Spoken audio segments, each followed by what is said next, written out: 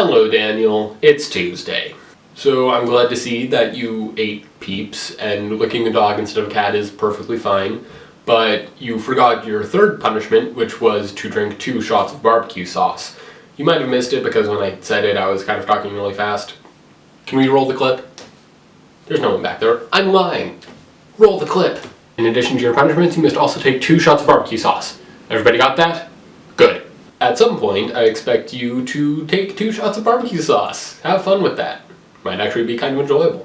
Anyway, I'm sure you know that on Friday, Season 2 of Daredevil came out. And I binge-watched all 13 episodes in about 12 hours. I started at around 5:30 in the evening, and I ended at around 5:30 in the morning. It was a fun 12 hours. So I'm going to take this video to talk about what I thought about the series. I'm going to start with what I thought about the characters and then move into what I thought about more of the plot of the series. So I'm going to start off with the title character, Matt Murdock, or Daredevil. One of the interesting things about this season as opposed to last season is last season we saw a more inexperienced hero. He had never really been fighting for that long. That was his first time. Whereas this season we see him more experienced with the actual Daredevil suit, and he's been fighting for months now, and he's gotten a lot better at what he does. And as with last season, we see Matt Murdock struggling with the idea of killing as a viable method of doing what he does, and he almost crosses that line a couple of times. So next up is Foggy Nelson. I really liked Foggy in this season a lot more than last season because he kind of becomes his own person in this season. There's a big trial going on and Matt consistently falls through on it, meaning Foggy has to be the one to step up and be the lawyer that he knows he is. And there are moments when Foggy just brings out the legal talk and it's incredible. There's one scene where he convinces 2 thugs who are in a hospital to not kill each other, and that was an awesome scene, and seeing him be a badass lawyer is incredible. Moving on to Karen Page, I thought she was interesting in this season. One of the things that was hinted at last season was Karen's kind of dark past, and we got to see more of that this season.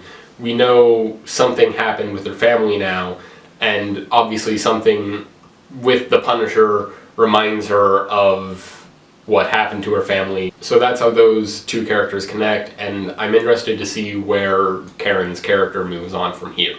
Now moving on to the Punisher, Frank Castle.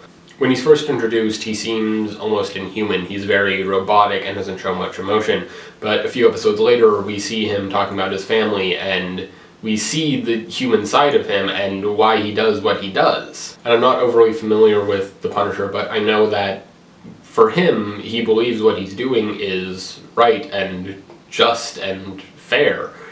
Not everyone sees it that way, but he does, and that's all that matters. One of the things I also noticed was at some point these dark circles appear under his eyes, and for me it seems like they were trying to make his own face look more like a skull, which is the Punisher's symbol, as most people know.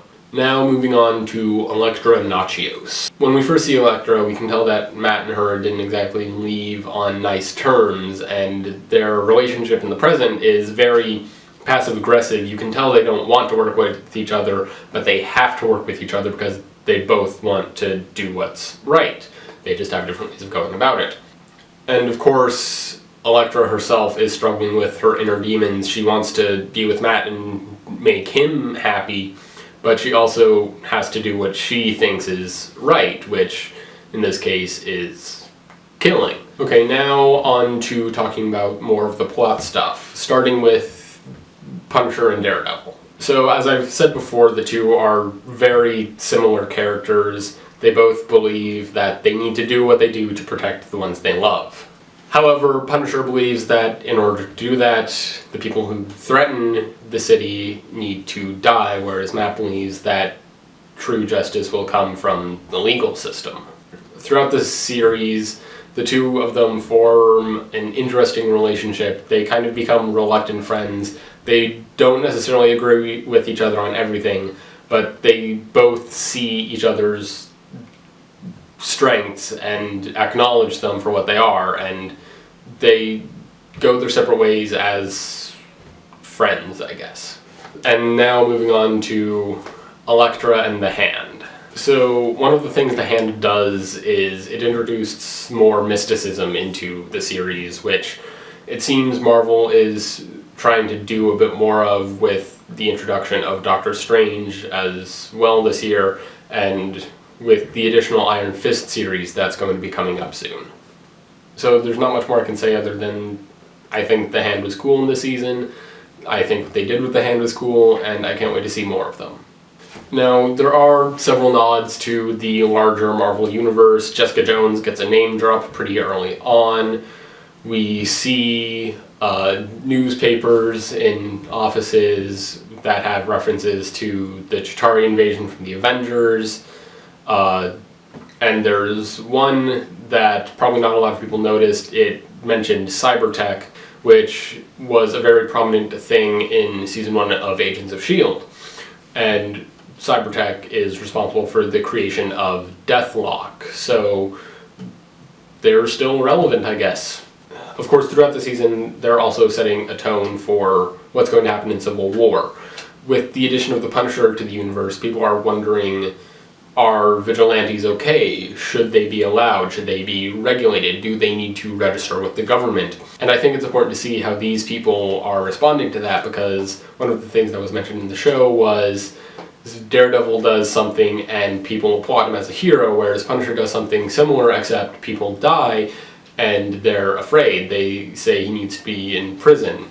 So that's all I have to say about Daredevil. And I know I've been making a lot of Marvel-related videos lately. I promise this is probably going to be my last one until Civil War comes out.